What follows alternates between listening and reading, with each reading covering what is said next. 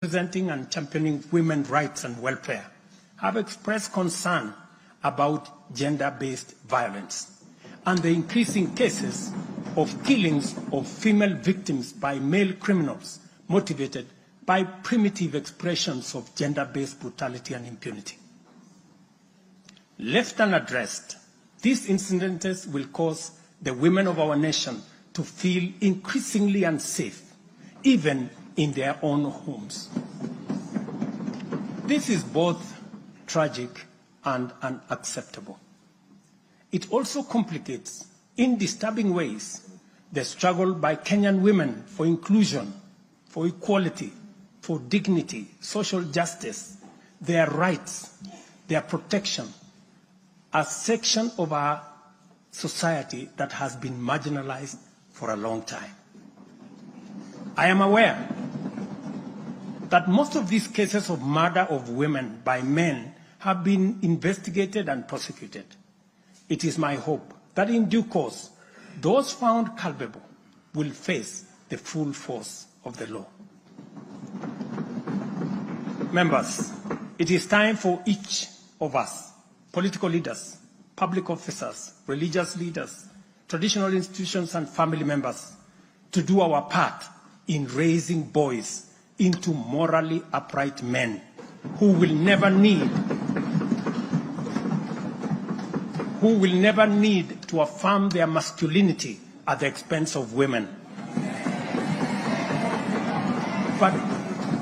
but instead contribute to making our society just, safe, equal, and inclusive.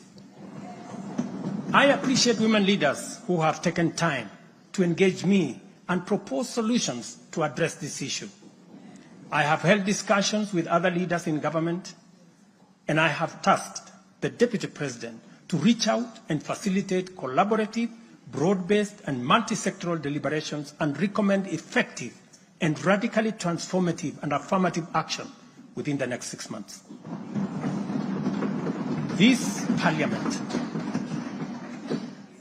Parliament will recall that early in my tenure, I engaged the leadership of both houses with recommendations on a working formula to actualize meaningful inclusion of women in national leadership.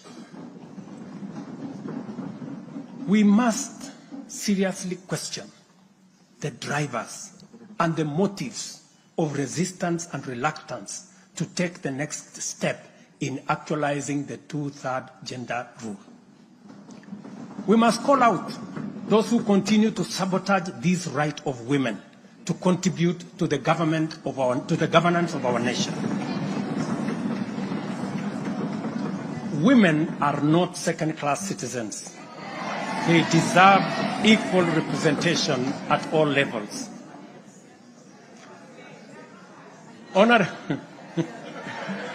Honorable members,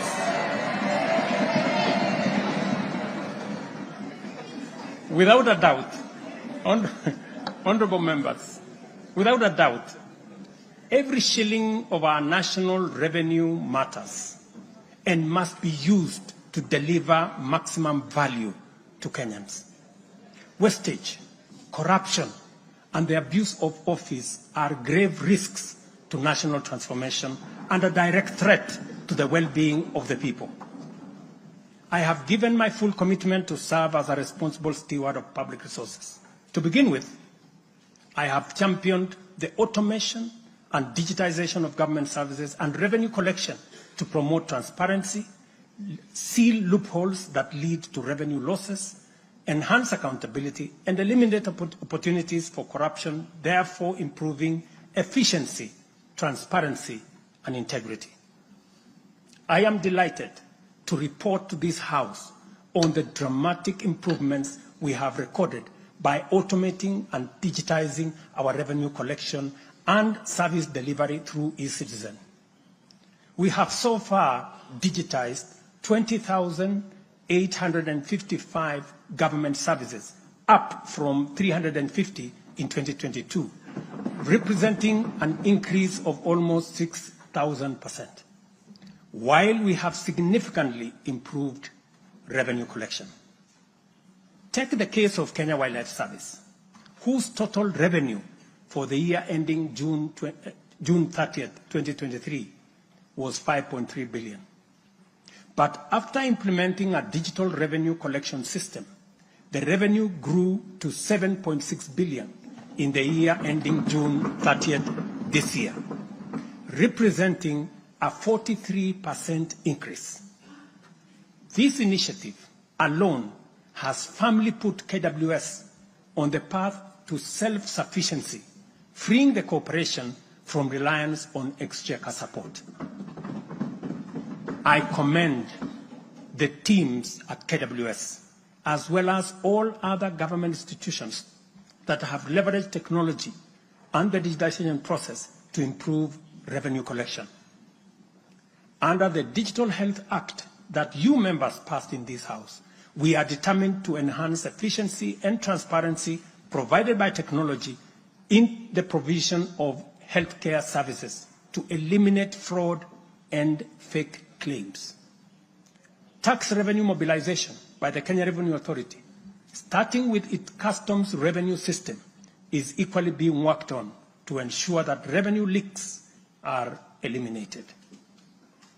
Because corruption is a serious risk to social justice, sustainable development, and national security, and the bottom-up economic transformation agenda, I am harnessing our working relationship with other arms of government to encourage the judiciary and parliament to enhance integrity and efficiency by adopting digitization and automation.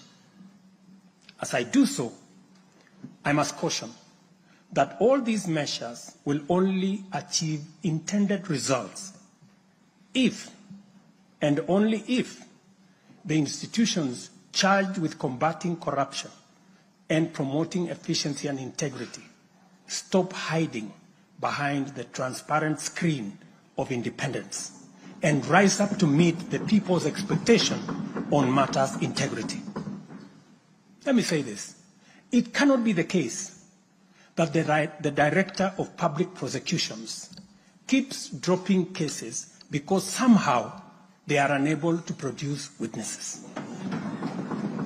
It cannot also be the case that corruption suspects rush to court to obtain anticipatory bail that shields them from due process and enables them to compromise investigations. There is also no reason for corruption cases to drag in our courts for years, when the same courts are able to determine election petitions and related disputes within 6 months. Members, it is also unacceptable for the Houses of Parliament to deny the nation a much-needed instrument in the war against corruption by continuing to sabotage the passage of the Conflict of Interest Bill.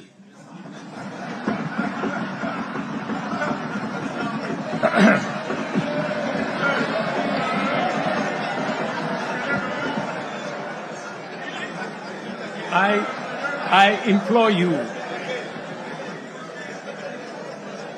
implore you, honorable members, to stop dragging your feet on this bill, unless, my friends, there is a conflict of interest in the passing of the conflict of interest legislation. Similarly, the National Treasury has been dragging its feet in the implementation of an e-procurement system for the last 10 years. Today, I have directed the National Treasury to roll out the e-procurement system by the end of the first quarter of 2025 and ensure that going forward, only procurement undertaken through this system is sanctioned and paid for. Of the many difficult assignments I have undertaken, this fight against corruption is one I now take on with resolve going forward. Let this serve as notice to all.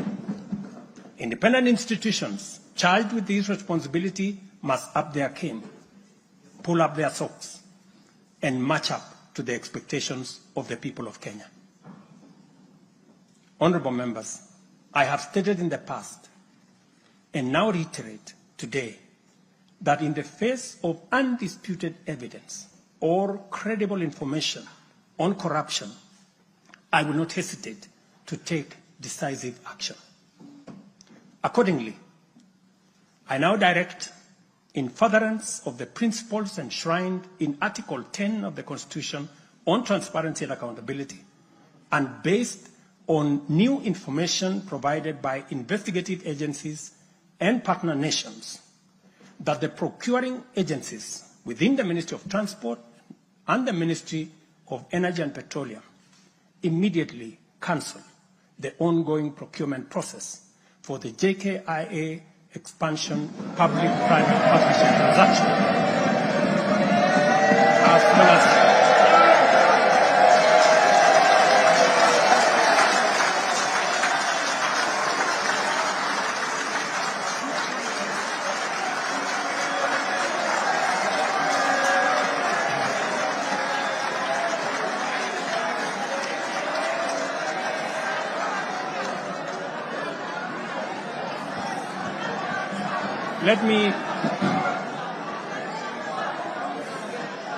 Let me repeat this for clarity.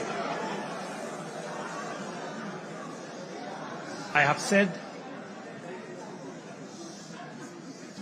that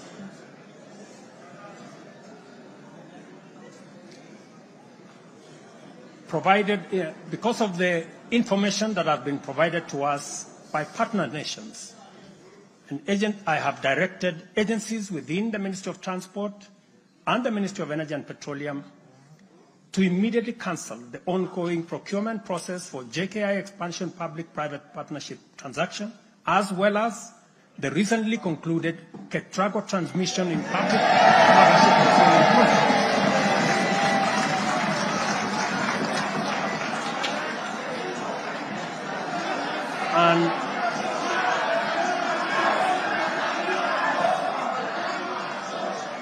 And immediately commence the process of onboarding alternative partners, because these are important projects.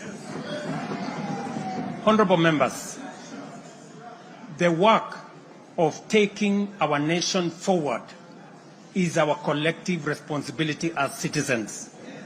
For this reason, we value the contribution of all, whether they come in the form of support or encouragement, suggestion or proposal, criticism or protest. I believe that the most powerful component of leadership is listening and learning. Therefore, I engage with you and listen to all citizens, their elected leaders, public officers, administrators, teachers, and other professionals, learners and the youth, farmers, fisherfolk, pastoralists, traders, craftsmen, artisans, nurses, doctors, community health promoters, and workers across all types of sectors in every sector. I listen too to religious leaders, the civil society, industrialists, entrepreneurs, and professionals. Their contributions and everyone else's have my full attention and commitment to respond through positive, affirmative action that takes the national transformation endeavor forward. I commit to continue listening and acting, to engage, debate, deliberate with you, and to take your input into consideration in serving our nation. By design, the bottom-up economic transformation agenda is defined by its capacity to elicit feedback in the course of implementation and incorporate the same in making improvements and further progress. With every input from stakeholders, our ability to drive progress increases. By listening to you and to every Kenyan, I am able to serve this nation better. As we take part in this necessary discourse, I want to make one thing very clear. I am fully invested in the success of the strategies, policies, programs, and projects under our plan. For this reason, I am committed to do all it takes and work with every willing Kenyan until we succeed, because failure is not an option. Given the challenges our nation has faced, it has become clear, honorable members, that overcoming these obstacles requires the collective energy, the collective wisdom, ideas, and goodwill of Kenyans of all political, cultural persuasions, religious beliefs, and walks of life. The wisdom of entrenching national unity and inclusivity as a national value in our Constitution is clearly evident. Our diversity is our source of power. And this moment in the history of our nation calls for radical collaboration to transcend our challenges. We do not have the luxury of magnifying our differences. It is time for all of us to pull together and usher the nation into the future of our dreams. With this in mind, I initiated extensive consultations with leaders from across all divides, public and private. Through these engagements, we resolved to reimagine unity and inclusivity and harness the full potential of our nation through bipartisanship, which culminated in the formation of the broad-based cabinet. The imperative to accommodate the contribution of leaders across the aisle inspired us to constitute the broad-based government, a partnership based on shared purpose and premised on a commitment to bring our national values into action to turbocharge the implementation of the transformation of our nation. Being a farmer myself, transformation is like farming. A lot of resources are invested in plowing the land and planting the seeds, after which there is nothing to see for all the work except stretches of bare earth. Impatience might lead to anxiety and lamentation of the waste of effort in seed buried in the earth.